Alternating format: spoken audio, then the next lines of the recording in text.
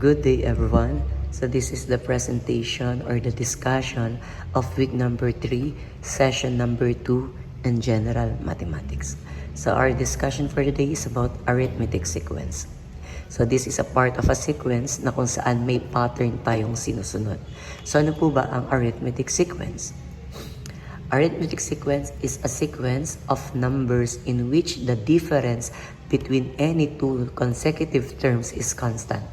This constant value is called the common difference. So sabi ang arithmetic sequence daw, kapag yung mga numbers ay pare-parehas ng pagitan, ano po, siya ay tinatawag na arithmetic sequence. For example, if we have number 1, number 3, number 5, and number 7, ano ba yung mga pagitan po nila?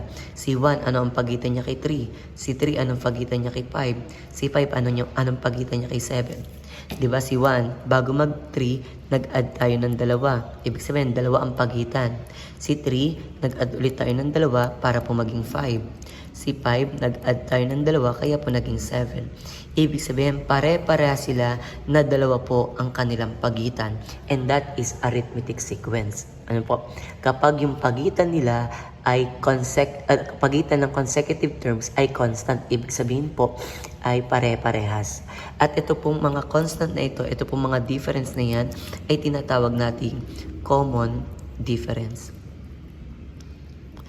When we say common, ibig sabihin pare-parehas, difference yung kanila pong pagitan. Ano po? Ibig sabihin sa sequence po na ito, ang kanila pong common difference ay positive 2. Okay po? So ayun po ang arithmetic sequence. Another one, if we have 20, 10, 0, negative 10, ano po, what will be the common difference? Ano ba yung pagitan ng 20 at 10, ng 10 at 0, at 0 at negative 10? Yung 20, bakit po ba naging 10? Diba, minus sa 10. Yung 10, bakit po ba siya naging 0? Diba, minus sa 10. Yung 0, bakit siya naging negative 10? Diba, minus sa 10. Ibig sabihin, pare-parehas po sila ng pagitan or ng kanilang difference. Therefore, that is arithmetic sequence. Ano po? At ito pong pagitan ng negative 10 or ito pong difference nila ay tinatawag po natin common difference. Okay po, maliwanag po tayo sa common difference. So ito po yung pwede nyo maging example. Example, 3, 6, 9, 12, 15. The difference is always 3. Ibig sabihin po, kada number ay tatlo po yung pagitan nila. Yung 3, bakit ang kasunod 6 kasi nag-add ng 3. Si 6, bakit ang kasunod 9 kasi nag-add ng 3. Si 9, bakit naging 12 kasi nag-add ng 3. Si 12, bakit naging 15 kasi nag-add ng 3. At ito pong tatlong difference nila ay tinatawag nating common difference. So how about this one? 25, 20, 15, 10, and 5. What will be the common difference? Ano yung pagitan nila? 25. Bakit naging 20? Bakit naging 15? Anong common difference?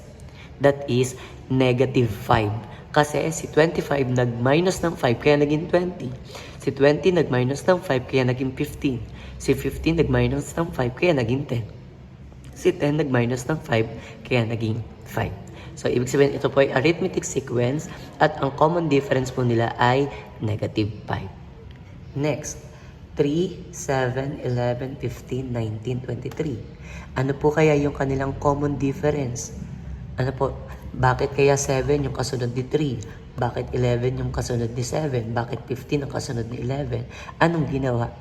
Diba pinalas sa 4? Si 3, pinalas sa 4 kaya naging 7. Si 7, nag-plus ng 4 kaya naging 11. Si 11, nag-plus ng 4 kaya naging 15. Si 15, nag-plus ng 4 kaya naging 19. Si 19, nag-plus ng 4 kaya naging 23. Therefore, itong sequence na to, ang kanilang common difference or yung pagitan nila ay 4. Naunawaan po? Okay. So, i-identify naman natin kung arithmetic sequence pa siya or hindi. So, identify natin kung arithmetic sequence o hindi. Ito number 1, arithmetic ba yan or hindi? That is arithmetic dahil bawat number ay pare-parehas ng pagitan. Si 20, naging 30, naging 40, naging 50. Ilan ang kanilang common difference? That is 10. Kasi po 20 plus 10, 30. 30 plus 10, 40. 40 plus 10, 50. Pare-parehas na 10. Number 2. Arithmetic or not? So that is not. Kasi po, yung 5 at 8, Bakit po ba naging 8 after ni 5 nag-plus ng 3? Bakit si 11 naging 11 after ni 8 nag-plus ng 3? Si 11 bakit naging 14 nag-plus ng 3? Pero bakit si 14 nag-plus lang ng 1 at naging 15? Ibig sabihin hindi common, hindi pare-parehas ang difference. Therefore that is a not arithmetic sequence. Okay? Number 3, 8, 18, 28, 38, pare-parehas na nag-add ng 10. Therefore, that is arithmetic sequence. Itong 4, 5, 9, 13, 17, 21. Anong inad? Anong common difference? That is 4. Si 5 plus 4, 9. 9 plus 4, 13. 13 plus 4, 17. 17 plus 4, 21. So, that is arithmetic sequence. How about number 5? 5, 10, 15, 20, 22. Okay? So, that is not arithmetic sequence. Kasi po, itong 5, kaya naging 10, nag-plus ng 5. Si 10, nag-plus ng 5, naging 15. Si 15, nag-plus ng 5, kaya naging 20. Pero, pagdating dito kay 20, nag-plus lang ng 2, kaya naging 22. Ibig sabihin, hindi pare-parehas ang kanyang difference. Therefore, that is not arithmetic sequence. So, sana maliwanag po ang pag-identify ng arithmetic sequence. So, finding the end term. So, dito sa finding the end term, hinahanap natin yung mas malalaking term. Halimbawa, find the 100 term. So, mas malaki yun. Sabi dito, instead of listing every term, we can directly determine any term using the formula. Ano po ba ang formula? Ito po ang formula. So, that is a sub n is equal to a sub 1 plus the quantity of n minus 1 multiplied by t. Ulitin ko, this is a sub n is equal to a sub 1 plus the quantity of n minus 1 multiplied by d. So, ito po ang formula na gagamitin natin para mahanap po natin yung term na hinahanap. So, yung a sub 1, ito po yung first term, yung first number. Yung n term, ilan po ba lahat ng number? O hindi kaya, ilan po ang hinahanap na term? At yung d, that is a common difference, yung pagitan ng number. Ano po? So, sulat ko po ang ating formula.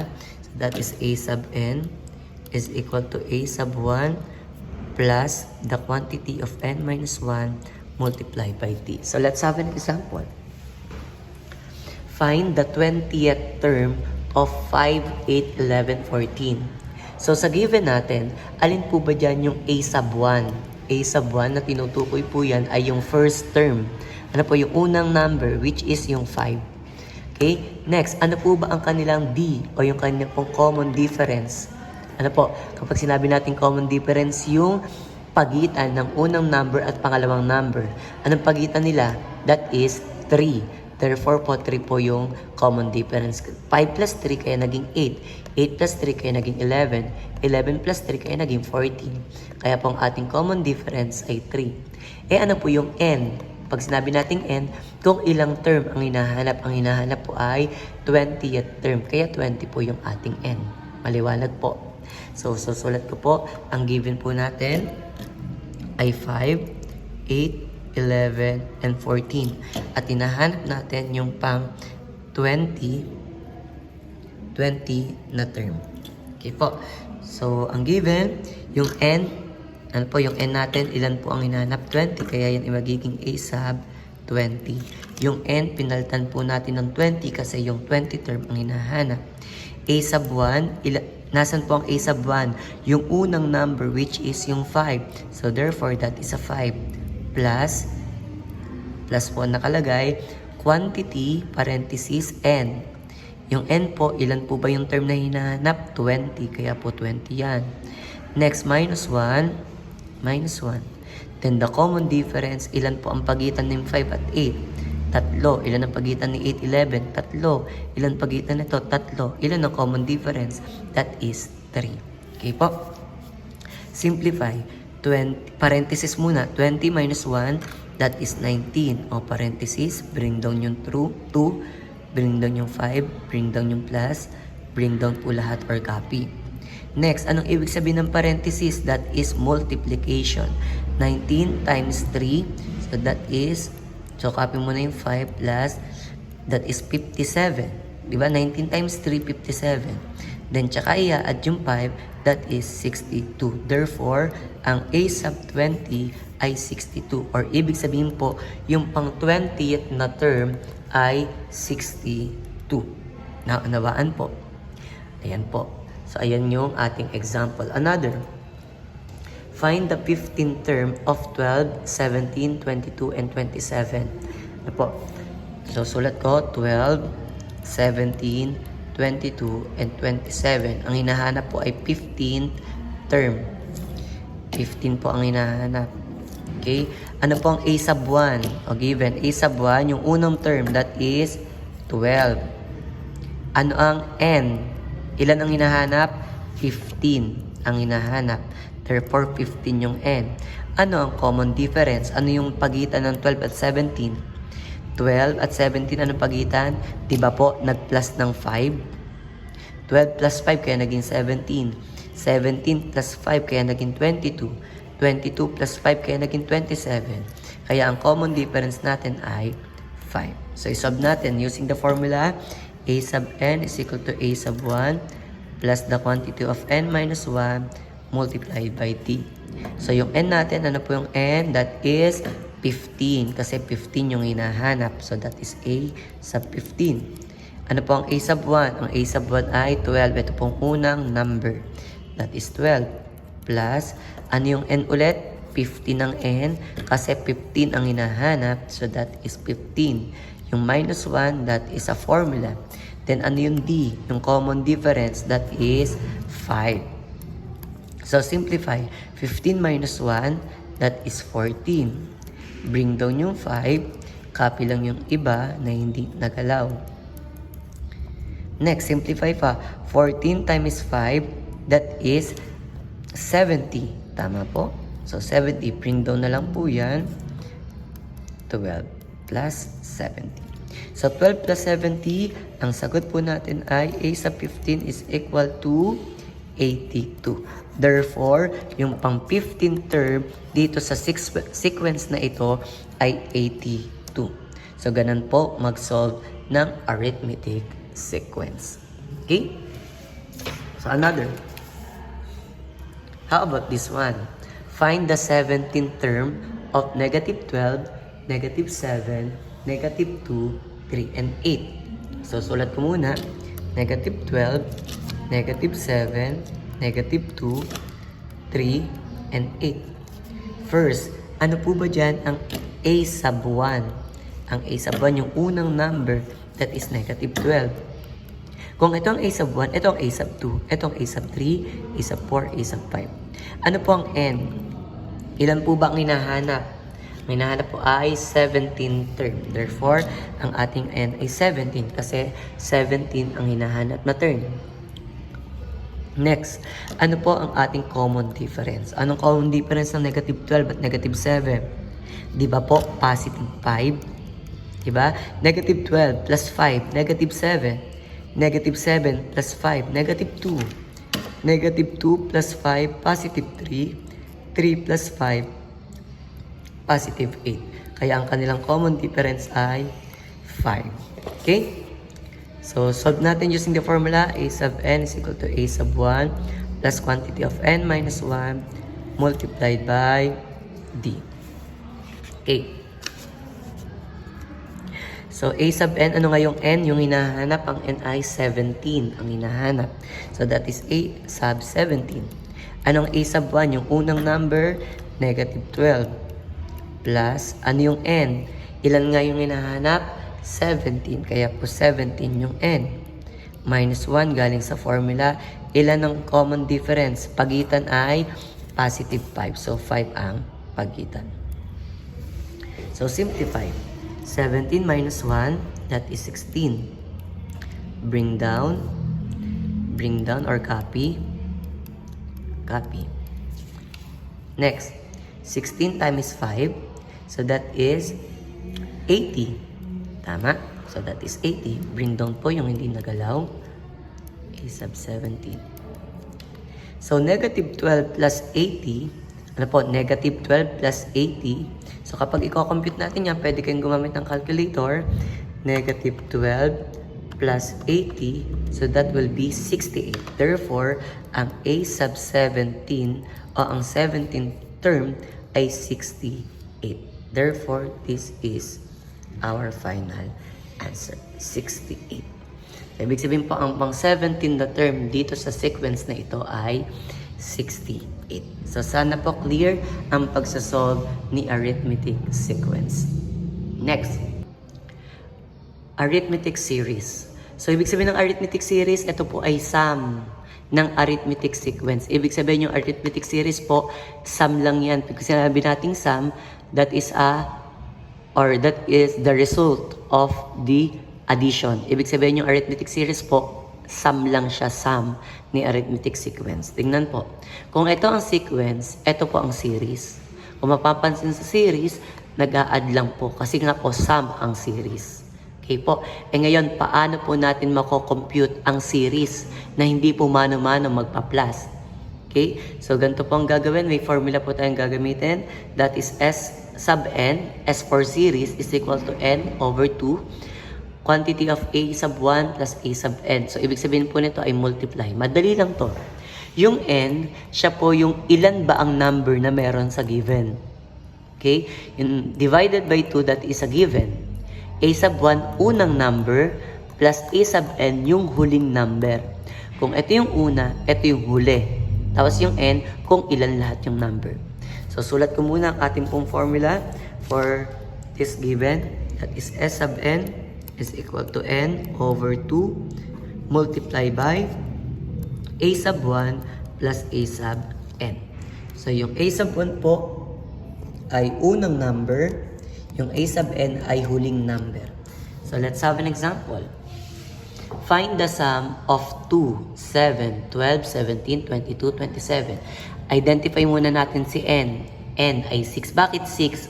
Kasi 6 yung number. 1, 2, 3, 4, 5, 6. So, 6 yung number. Ano po? Kaya yung n natin ay 6. Ano yung a sub 1? Yung unang number. Ano yung a sub n? Yung huling number. Okay po. Una, yung a sub 1, 27, yung panghuli, yung huling number. Yung n, kung ilan lahat ang number na ito. Kaya a sub 1 natin 2, a sub n ay 27, una at huli. Yung n, bibilangin nyo lang po yan kung ilan yan. So, isolve natin. Find the sum daw. Hinahanap yung series. Okay?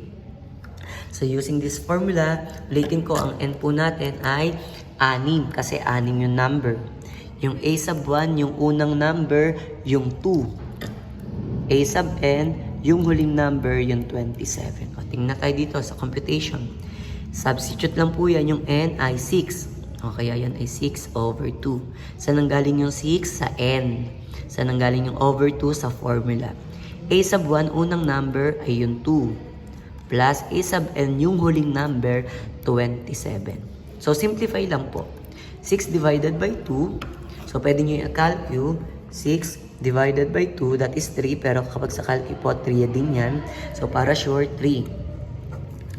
2 plus 27, that is 29. Then, ita-times lang po yan. 3 times 29, so that is 87. Ibig sabihin po, ang sum nito pong given na to ay 87. Kasi po yung n ay 6 o 6 yung number, yung a sub 1 yung unang number, yung a sub n yung huling number. I-divide sa 2 yung n kasi po yung nasa formula yan. 6 divided by 2, that is 3. 2 plus 27, that is 29. Pinag-plus silang dalawa, pinag-times, 3 times 29, that is 87. Kaya po ang sum nila ay 87. Another one. How about this one?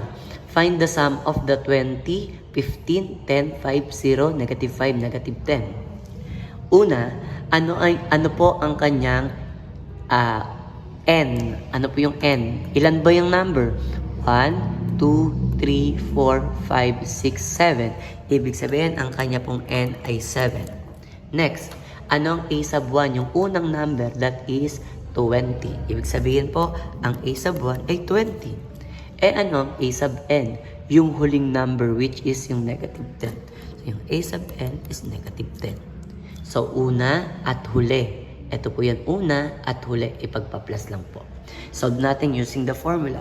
So, ang formula po natin, S sub n is equal to n over 2 multiply by a sub 1 plus a sub n. O yung n, ano yung n? Negative 10. So, 7 ang n. Yung n, ilan ang number? That is 7. N ulit, ilan ang n? 7. Over 2. Bakit over 2? Nasa formula. Bakit 7? Kasi 7 yung number na iyan. Okay? Next, a sub 1, unang number. Ano yung unang number? That is 20. Yung unang number, that is 20. Plus, yung pangalawang, yung huli. Huling number. Ano yung huling number? Negative 10. So, that is negative 10. So, simplify natin. 7 divided by 2, so that is 3.5. 20 plus negative 10, that is a positive 10. 10 times lang, 3.5 times 10, ang sagot po natin ay 35. Ibig sabihin po, ang given natin ay 35 yung sum. So, saan nakuha yung 7? Doon sa number. Ilan ba yung lahat? 1, 2, 3, 4, 5, 6, 7. Kaya 7 yan. Saan nanggaling yung over 2? Sa formula galing yan. Yung a sub 1, yung unang number, bakit 20 yung unang number? Kasi 20 yung nakalagay dyan. Okay? Plus a sub n, yung huling number. Ano po bang huling number? Negative 10. Kaya po negative 10 yung nakalagay dito. Simplify lang natin. 7 divided by 2, kaya 3.5. 20 plus negative 10, kaya positive 10. Ipagta-times po yan, 3.5 times 10, that is 35. So, ibig sabihin, ang sum po nito ay 35. Okay? So, ganun po ang series ng arithmetic. Another one. Paano kapag ganito? Paano kapag meron pong blanco or meron pong skipping number? Hindi mo kasi mabibilang kung ilan yan kasi may nakaskip. So, kapag ganito ang given, automatic magbibigay na ng value na n. Ibig sabihin, given na po ito. Kasi po may skipping. Ang binigay lang, una at huling number. Ibig sabihin si n, meron na tayong ilalagay which is yung 20. So, ang gagawin po natin, ano po? Ano yung n? Given na yung n, 20. Sulat ko muna yung formula. S sub n is equal to n over 2 multiply by a sub 1 plus a sub n. Okay? So, ayan po yung formula. Ano nga yung n? 20. Given ang 20. So, that is 20 over 2. Parenthesis, a sub 1 yung unang number, that is 5. Unang number, 5. Plus, ano yung huling number? Huling number, 60. Kaya po 60 po iyan. Next, 20 divide 2. So, kapag dinivide natin yung 20, at dinivide sa 2, 10 ang sagot. So, that is 10. Very good. So, 10 yan. Next, 5 plus 60, that is 65. Ngayon, tsakaan nyo po yan ita-times para makuha yung final answer. 10 times 65, that is 650.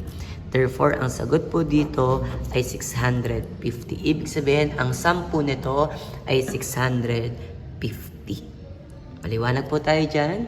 So, that is our topic for the week number 3, session number 2, arithmetic, sequence, and arithmetic series. So, thank you so much for listening.